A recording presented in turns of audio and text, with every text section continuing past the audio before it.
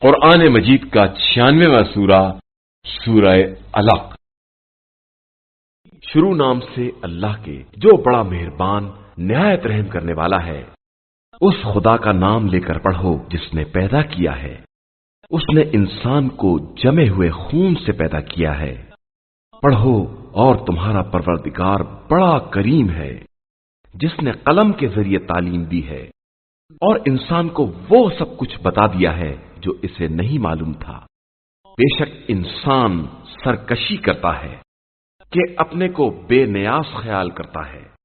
بے شک آپ صلی اللہ علیہ وآلہ وسلم کے رب کی طرف واپسی ہے۔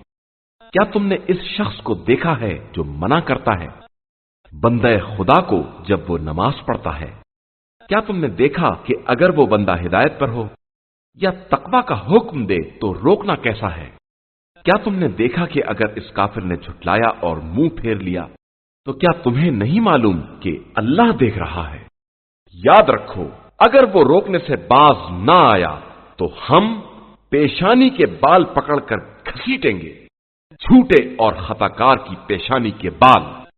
پھر وہ اپنے ہم نشینوں کو بلائے، ہم بھی اپنے جلات فرشتوں کو بلاتے ہیں۔ دیکھو تم ہرگز اس کی اطاعت نہ کرنا اور سجدہ کر کے قرب خدا حاصل کرو۔